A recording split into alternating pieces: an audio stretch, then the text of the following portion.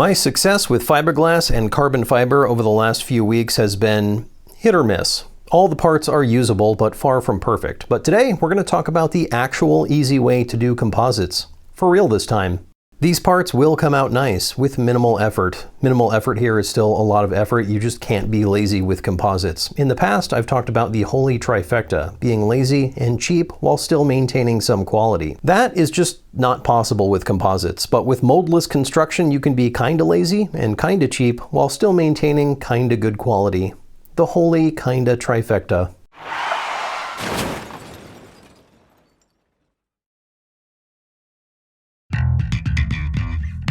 I like doing things the easy way, and being informed about what's going on in the world is a lot harder than it seems. There is a deluge of information out there, and it all comes with biases and baggage. Ground News processes nearly 60,000 news articles from 50,000 different news sources every day, so you can get your local, national, and international news in one app. One of the best features is Blind Spot, where with one click you can see the stories that are being basically ignored by the right or the left. Ground News publishes about 20 of these stories every day. This is a good tool to help reduce polarization with friends or family members. You can quickly see how the news is reported across the spectrum, and you can show your family members the side of the stories that they might not be seeing. But stories don't have to be ignored by one side or the other to have a bias. Take a look at this story on the Hunter Biden case. It has nearly 100 sources, mostly balanced, with 29% of the sources from the left and 21% from the right. But you can scroll through the headlines to clearly see the different focus, or you can just click this button right here and immediately see what the left, right, and center are each focusing on. Ground News is fully subscriber funded, and your subscription helps support a platform trying to make the news media more transparent and accountable.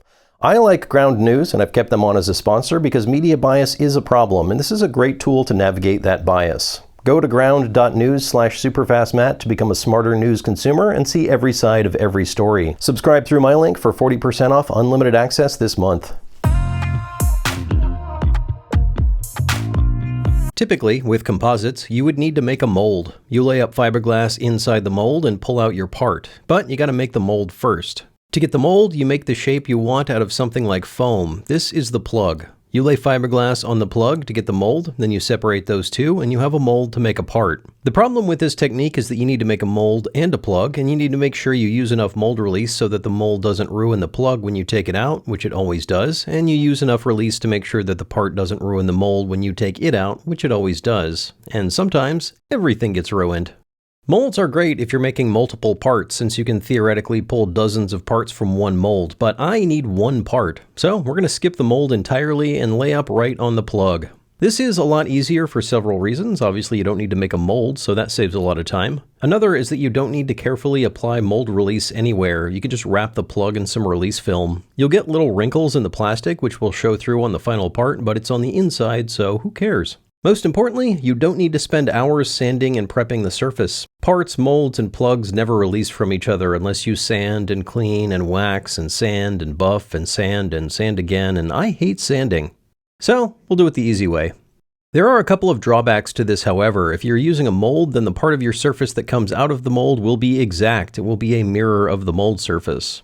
The other side could be a little rough, but that's usually the side you don't care about. With moldless construction, it's the opposite. The outside surface will not be exact, but you can get it pretty close by doing a couple of things that we'll go over in a minute. You do have to sand the outside surface when you're done. You're going to have imperfections and a rough surface, but it's relatively easy and quick as far as sanding goes, unless your imperfections are large for some reason. I do hate sanding, but I've learned one very important rule of composites. You can never not sand. You always have to sand. To make this work, you need to be pretty consistent with your fiberglass layup. Anytime you have an overlap of two pieces of fiberglass, that will be a bump on the outside of your part. You can sand it down, but you might sand into the actual glass strands, which isn't ideal. You can fix this by doing what we did, which is to avoid overlaps entirely by using full sheets of fiberglass that cover the whole part. No overlaps at all. This only works if you have a relatively simple one-sided part, and I have two of them, so let's go. I did have to machine out this plug a little bit differently. I know the final fiberglass is going to be about 1/8 of an inch thick, so I shrunk the outside surface by that amount. I also made extensions on the front and bottom that were actually separate pieces wrapped in their own separate release film. I did it this way because where the two separate wrapped parts come together will leave an imprint showing me exactly where I need to trim the part. This is best done with a couple of friends so you can get the resin down quickly. You don't want your resin to sit in a tub like this for too long because after you mix it, it starts heating up. And if it's in a big bucket altogether, it'll heat up real fast, harden quickly, and possibly burn your house down. We ran into this problem last time and still have not entirely learned this lesson. If you've ever laid up fiberglass, you know the outside surface can be inconsistent and kind of crappy. The way to fix this is with peel ply. This is a fabric that resin can bleed through, but it peels off easily. After your final layer of fiberglass, you drape on some peel ply and make sure it's all wetted out with resin. That way, the next day when you peel it off, you get a nice consistent surface finish that has a little bit of resin on the outside, which will be perfect for sanding down flat. When you do peel off your peel ply, you might notice that there are some dry spots. Why is this? I don't know. Maybe we didn't put enough resin on the peel ply. Doesn't really matter because this can be fixed pretty easily with some fairing compound. Fairing compound is just resin with some thickening agent mixed in. It's kind of like Bondo. You can make it yourself, but it's easier to just buy it pre-made. Just mix it up, squeegee it on, and you can sand it flat, and nobody will ever know that you had dry spots in your fiberglass. The part released from the plug with a little bit of effort. The wrinkles in the release film imprinted on the inside as expected, but again, don't care. The seam between the plug and the extension piece is clear and will be excellent when I trim the extensions off. Overall, I'm very happy with it. Relatively easy, stiff enough. I still need to trim it, but let's ignore that for now and move on to the big piece, the engine cover. The plug for the engine cover was made the same way, it's just 3 times as big as the last part. I did have a bit of an issue in CAD when designing this. For whatever reason, I couldn't get this hard edge to go away. I was getting one of those random errors in CAD that doesn't help at all, so I just radiused it in the real world. We stuck on the release film again using spray adhesive. This time it was a little more difficult to do without getting big wrinkles, probably because of the more complex curvature. In some spots, we had to cut up the film and put it on in pieces to keep from getting too many wrinkles. While doing this, we found out something real interesting. The spray adhesive melts the foam. We hadn't run into this before because if you spray it from some distance away, it doesn't do it. I'm guessing there are solvents in there that evaporate when you spray from several inches away, but if you spray it really close, they don't evaporate and instead eat away the foam. So we had to unwrap the part and fill in the places where the foam got eaten away.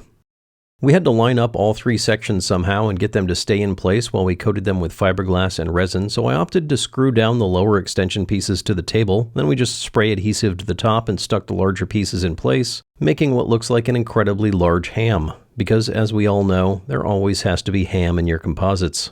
For some reason, we couldn't get the sides straight without getting a gap in one side between the front 2 sections. I'm not sure why, but I'm assuming this won't be a problem in the future.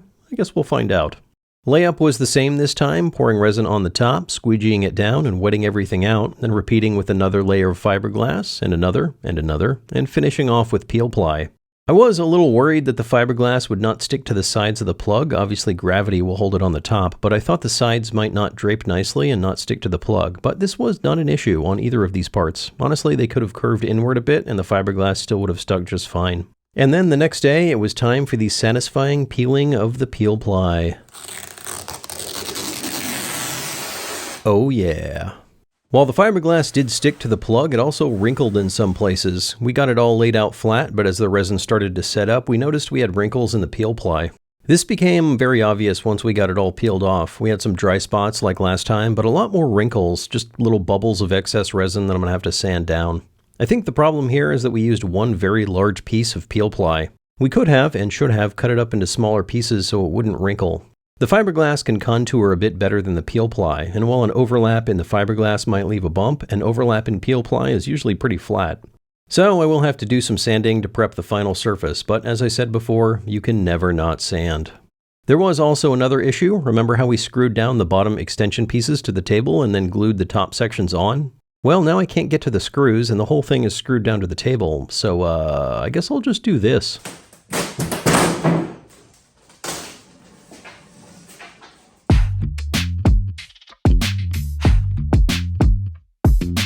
If you don't want a bunch of excess resin in your part, making it unnecessarily heavy, you need to squeegee out the excess resin. We did this after the peel ply was on. It's hard to get this exactly right. Either you leave too much resin on or you have some spots where you get pits in between the weave. This is pretty easily fixed with that fairing compound, but there were a lot of spots where this was the case, so I used a lot of fairing compound. In fact, since I had to sand through a lot of the imperfections left by the wrinkled peel ply, I just kind of slathered on a bunch of fairing compound all over. Then I went to town with the sander. I did this all outside under my makeshift carport since I didn't want all this in my garage. Anytime you're sanding or cutting fiberglass, you should be wearing a respirator for your lungs and a full bunny suit unless you want to be itching all over for an entire week. I did have to sand through the resin and into the fibers in a few areas. I'm not too worried about this since it's only a small amount, but if you do this, you need to put fairing compound or epoxy over it pretty soon, otherwise moisture or dust could get into the fibers. After a couple of applications and sanding of the fairing compound, I trimmed off the excess of the engine cover using that line that was neatly left by the gap between the two wrapped parts. Then I hit the engine cover with some high build primer. This was partly to fill in some pinholes, but mostly to give the engine cover an even color that will show all of the imperfections that I still need to fix. I gave one more coat of fairing compound, but that's all the finishing I'm going to do until I get these on the car. These parts would normally need to be painted, and to do that I'd have to go back and do a lot of sanding to get it all smooth, and then primer it, and then sand that, and create some sort of paint booth and spray a layer of paint, and then a layer of clear coat, and then probably a lot more sanding and finishing. But I don't have to do any of that because I'm going to cover all of these in stickers. I am still accepting stickers. If you want your sticker on my race car, send me one sticker to the address in the description or hit the link below the address and upload your own picture and I'll print it out and put it on the car for you. We are getting pretty full up on stickers, so if you want yours to be seen on the outside of the car, you need to send it in pretty soon.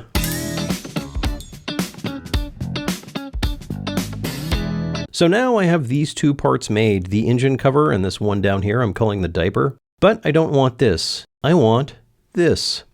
I want to cut the back section off of the engine cover and combine it with the diaper to make a smaller engine cover and a tail piece. I didn't originally make these parts separate like this for two reasons. One is that it was a lot easier to do the moldless design with the way I had it set up. But also, by doing it this way, when I cut these two pieces apart, I can make the gap completely flush. The first step is to remove the engine cover from the plug. I left it on the plug because it was easier to sand this way. After this, I cut off the rear part of the engine cover except for 5 small tabs that are going to hold the parts together. I did accidentally cut through one of the tabs, so we'll have to have a temporary clamp here holding this together, but don't worry about that part.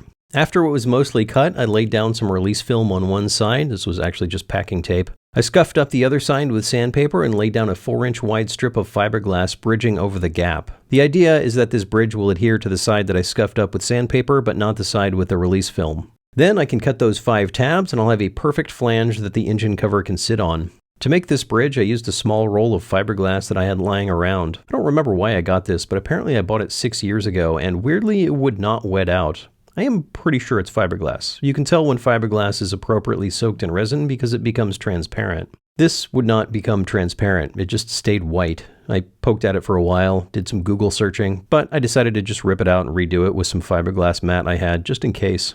After it cured, I cut the tabs, and with a little gentle abuse, I had 2 separate parts. I trimmed the flanges off of the diaper and assembled the 2 original plugs I had used to make these parts. When I machined these, I machined holes to locate them together because I knew I was going to do this. To get these stuck together, I'm going to have to run a couple of strips of fiberglass along the seam inside, but I need the plugs on the inside to locate the parts relative to each other so I can't get to the inside. So I decided to run one thin strip of fiberglass along the outside to hold the pieces together.